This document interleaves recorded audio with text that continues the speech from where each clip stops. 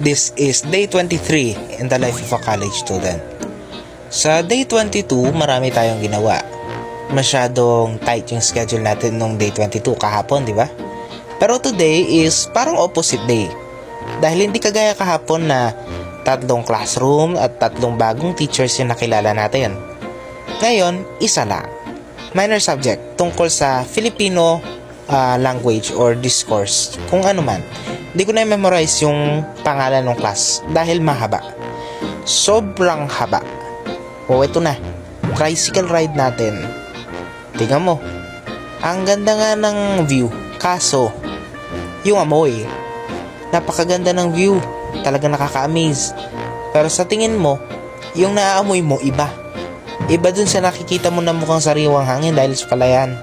Pero yung naaamoy mo na hangin, nakaw, hindi sariwa yan. Amoy bulok yan.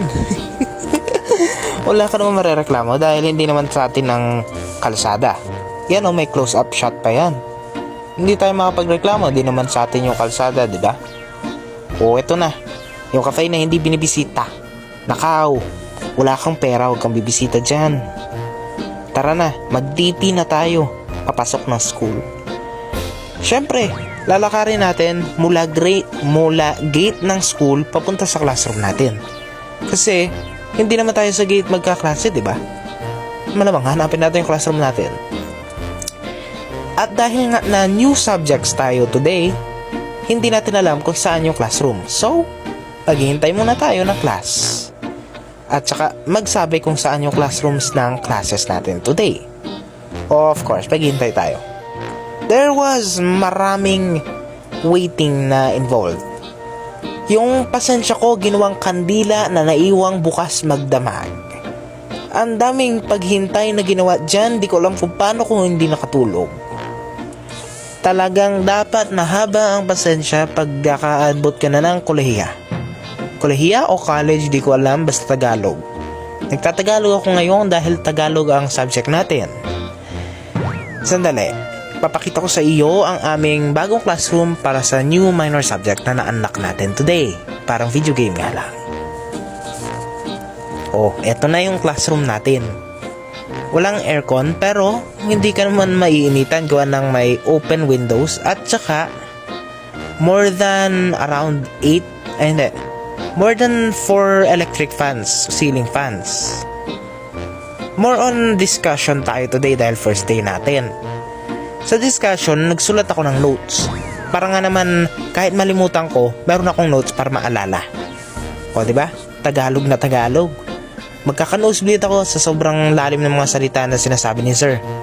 Pero, habang nagdi-discuss naman siya, isine-explain niya yung mga ibig sabihin ng mga words na ginagamit niya. Dahil nga naka-hardwire na yung utak ko sa English, gagamit naman tayo ng mga English words para ma-balance out or ma-translate or ma-memorize natin yung ibig sabihin ng words. Yan, clues yan. Parang verbal or linguistic clues na ginagamit ko. Para siyang hints na binibigay ko sa sarili ko dahil English nga naman yung lagi kong ginagamit. Hindi ako sanay sa Tagalog. So, yan na. Ang date ngayon ay January 31, 2026. To my best knowledge, merong fiesta bukas. Oo, may fiesta. Kaya ngayon, around this time, nagluluto na kami ng handa namin bukas. O, di ba? Natapos ko na yung activities. 2 yung activities na pinagawa ni sir. Isang Venn diagram at saka 3 situation. Kaso, naipasok ko na at nakalimutan ko mag-record dahil kailangan malinis at maayos ang ipapasa natin. Hindi pwedeng pangit. So, nag-focus ako at nakalimutan ko mag-record. O, eto na. Sisilip na naman si tropa. Hindi ko sasabihin pangalan yan. Baka ayaw niyang sabihin yung pangalan niya dito. Baka magalit sa atin, kaya hindi natin sasabihin yung name. Tawag na lang natin sa kanya ay alias tropa. Tignan mo. Sa alias tropa ay mukhang nahihiya, pero huwag kang maloloko. Mukha man nahihiya, pero tropa yan. Hindi yan mahihiya sa atin dahil tropa nga naman yan. Uwian na, kaya dadaretso na tayo sa pag-uwi. Diba? Uneventful today, hindi kagaya kahapon. Today is opposite day, kung baga. Kahapon 3 new teachers and 3 new classrooms, ngayon isa lang. Oh, di ba? Satisfying yung araw. Follow, like, and subscribe kung gusto mong makita yung day 24. O sige na, magluluto pa ako. Diyan ka na.